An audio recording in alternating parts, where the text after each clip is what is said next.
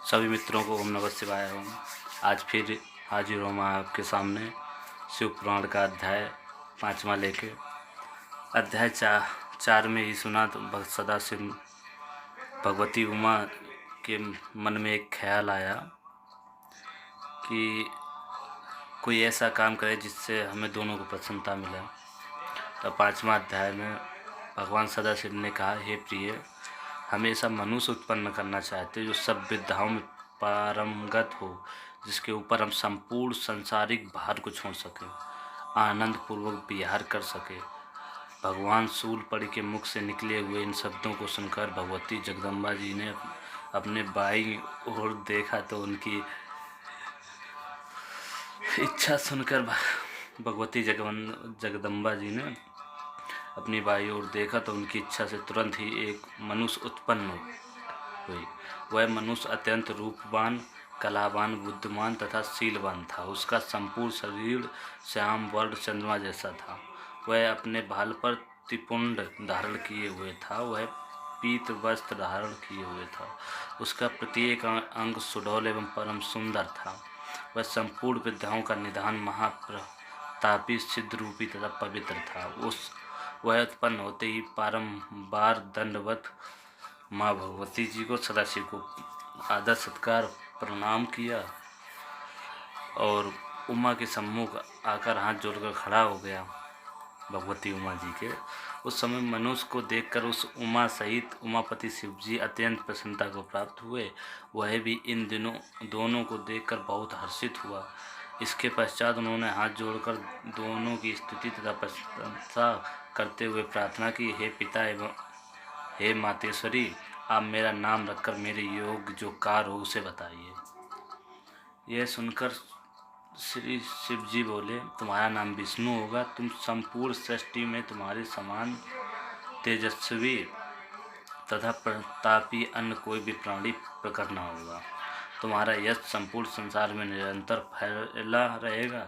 संसारी मनुष्य तुम्हें हर चतुर्भुज, भगवान, अच्युत आदि अनेक नाम से पुकारेंगे।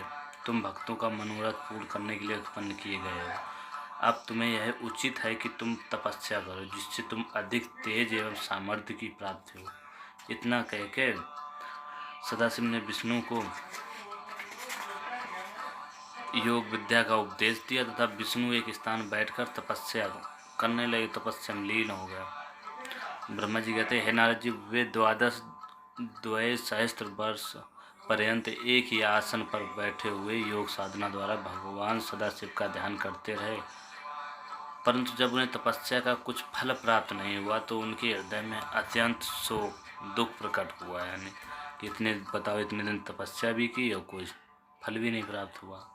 उस समय जिस प्रकार वर्षा में बादल गरजते हैं, ठीक उसी प्रकार आकाशवाणी हुई कि हे विष्णु, तुम मन लगाकर फिर से तप करो, क्योंकि हम सुगमता से किसी को दिखाई नहीं देते हैं। इस आकाशवाणी को सुनकर उन्होंने पुनः अत्यंत कठिन तपस्या करना आरंभ कर दिया। उस कठिन तपस्या के कारण विष्णु के पवित्र शरीर से इतना पसीना निकला कि उसमें एक नदी बह चली। उस अवस्था में बैठे हुए विष्णु जब मूर्छित हो गए तब उनका नाम तीनों लोकों में हर नारायण प्रसिद्ध हुआ। वे इस प्रकार मूर्छित हो गए कि जैसे कोई निद्रा में शयन कर रहा हो। उसी दशा में भगवान सदाशिव की इच्छा से उन विष्णु की नाभि से एक कमल की उत्पन्न हुई। उस कमल में बहुत सी पंखुड़ियाँ थीं। वह देखने में बहुत ऊंचा, अत्यंत मनोहर तथा लंबा था। ब्रह्मा जी बोले, हे नारद, विष्णु को उत्पन्न करने के पश्चात भगवान सदाशिव ने मुझे दाहिनी भुजा से उत्पन्न किया और उसी कमल में बैठा दिया।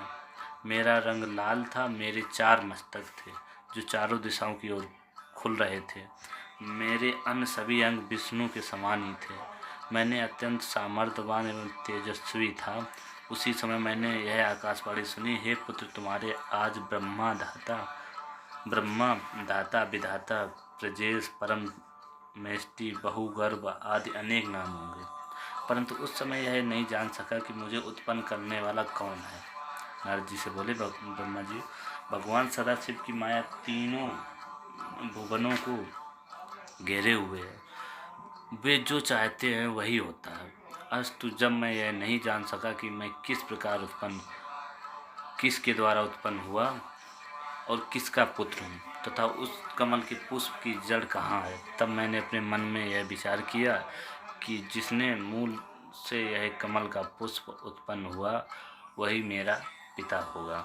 ऐसा निश्चय करके उस कमल की जड़ को जन्म देने वाले अपने पिता का पता लगाने के लिए मैं उस कमल डंडी के मार्ग से उस जल के भीतर जा पहुंचा, जिसमें होकर वह कमल नाल ऊपर की ओर निकली हुई थी। यदि मैं उस समय कमल नाल के सारे सैकड़ों कोसों तक पानी के भीतर चला गया, परंतु मुझे उसके उद्गम स्थान का कोई भी पता नहीं चला। बहुत सैकड़ों को तब मैं निरंतर 100 वर्षों तक प्रयत्न करने के बाद निराश हो गया। 100 वर्षों में ब्रह्मा जी ने ये पता किया कि हम किसके पुत्र हैं, और जो कमल है उसी के सारे नीचे चले गए पानी में। बहुत 100 वर्षों तक यानी कि प्रयास किया। जहाँ से नीचे की ओर गया, जब मैं पुनः ऊपर लौट कर आया तो यह देखकर मेरे से आश्चर्य की सीमा नहीं रही कि वह कमल पुष्प कहीं भी दिखाई नहीं देता था जिस पर मैं पहले बैठा हुआ था। इस अद्भुत दृश्य को देखकर मुझे अत्यंत चिंता हुई। तब मैंने इस संपूर्ण सृष्टि के स्वामी से अपनी रक्षा की प्रार्थना की, सदाशिव से। तो नारद जी, उस समय मुझे चिंता युक्त देखकर आकाशवाणी हुई, जिसके द्वारा 2 अक्षर प्रकट हुए। उन अक्षरों के सारे 16 तथा 21 अक्षरों का और ज्ञान हुआ, जिनसे मैं बहुत सी बातों को जान सका। ठीक उसी समय भगवान सदाशिव की इच्छा से उस समय जल में अचेत होकर पड़े हुए विष्णु सचेत होकर मेरे समीप आए। वे रत्न जटित करीट आदि को धारण किए हुए थे। उनके शरीर का रंग मेघ के समान था, बादलों की श्यामलता था। उनके इन मनोहर हरि प्रकाशवान स्वरूप को देखकर मैं आश्चर्यचकित रह गया। इतनी कथा सुनाकर ब्रह्मा जी ने कहा, हे नारद जी, इसमें किसी प्रकार का संदेश नहीं है कि भगवान सदाशिव जो चाहते हैं वही होता है। अस्तु मैंने विष्णु जी से उस स्वरूप को देखकर पूछा, आप कौन हैं? विष्णु ने उत्तर दिया, हे ब्राह्मण, हम ब्रह्मा अलख निरंजन हरि भूपति निर्विकार अचित्य तथा सतचित आनंद स्वरूप हैं। हम तुम्हारे पिता हैं और हमारे ही नाभि कमल द्वारा उत्पत्ति हुई है। अब तुम निर्भय हो जाओ, क्योंकि हम तुम्हारे रक्षक हैं। विष्णु जी की इतनी बातें सुनकर ब्रह्मा जी को सारा बंधा, हमारे ऊपर हमारे समान अथवा हमसे उत्तम अन्य कोई नहीं है, हम ही सबके स्वामी हैं। तो ब्रह्मा जी बोले, हे नारद, विष्णु जी ने यह बात अज्ञानावस्था में ही कही थी कि हम ही उत्पत्त हैं और हम ही ब्रह्मा हैं, क्योंकि उस समय शिव जी की माया से अचेत थे। भला इस संसार में ऐसा कौन है जिसे भगवान सदाशिव की माया बुलावे में नहीं डाल देती। नारद जी ने को बताते हुए ब्रह्मा जी के मुख से बताते हुए बोले, विष्णु के मुख से यह वचन सुनकर मुझे अत्यंत क्रोध आया। तब मैंने उनसे कहा, हे विष्णु, तुम ऐसी असत्य बात मत कहो और कैवल्य भाव का निश्चय रखो। यदि तुम हमें उत्पन्न करने वाले होते तो वेद हमें ब्रह्मा पितामह विधाता परम मेष्टि आदि नामों से नहीं पुकारते। हम स्वयं ही तीनों गुणों को धारण करके संपूर्ण सृष्टि को उत्पन्न करने वाले हैं, अतः तुम हमारे प्रति ऐसे शब्द नहीं कहने चाहिए। मेरी बात सुनकर विष्णु बोले, हे ब्रह्मा, तुम ऐसे अज्ञान में पड़ना उचित नहीं है। इस सृष्टि को उत्पन्न करने वाले तुम नहीं हो, बल्कि हम हैं। अब दोनों लोगों के बीच में आपस में झगड़ा होने लगा। वो कहते सृष्टि मैंने उत्पन्न की और विष्णु जी कहते मैंने उत्पन्न की। हम ही सब जीवों को उत्पन्न करके उनका पालन करते हैं और प्रलय काल में सबको नष्ट कर देते हैं। हमारे हरि ईश अच्युत आदि सर्वोत्तम नाम है। हमारी माया के वशीभूत होकर लोग अपना ज्ञान भुला बैठते हैं, इसलिए तुम भी ऐसा कह रहे हो। इससे तुम्हारा कोई दोष नहीं है। ये संसार हमारे द्वारा ही उत्पन्न हुआ। विष्णु जी बोले, हमारे ये अधीन बना रहता है। हम वेदों को बनाया है और तुम्हें नाभि कमल द्वारा उत्पन्न किया। हमसे अधिक श्रेष्ठ अन्य कोई नहीं है। तुम अपने नामों का अहंकार मत करो तथा क्रोध को त्याग दो। जो वचन कहने योग्य हैं तथा उचित हैं वही हमारे सामने प्रस्तुत करो। उन्हीं को प्रयोग करो, क्योंकि जिस प्रकार अंधा मनुष्य आँखों की महिमा का, निर्धन मनुष्य धनवान का अवस्था का वर्णन करे, उसी प्रकार वेद में तुम्हारे नामों का वर्णन किया गया। यदि हम तुम्हारा पूजन करोगे तो वह शुभ होगा, अन्यथा हम तुम्हें अपनी शक्ति द्वारा नष्ट कर देंगे, विष्णु जी बोले।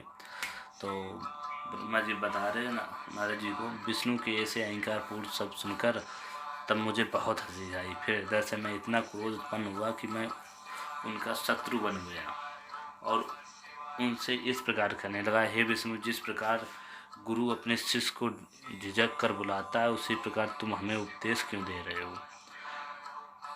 परस्पर इस प्रकार कहते हुए हम तथा विष्णु आपस में युद्ध करने लगे। शिव जी की माया से मोहित होकर हम दोनों ने बहुत समय तक खूब युद्ध किया, क्योंकि हम दोनों के पास अपनी संपूर्ण सृष्टि का स्वामी समझते थे।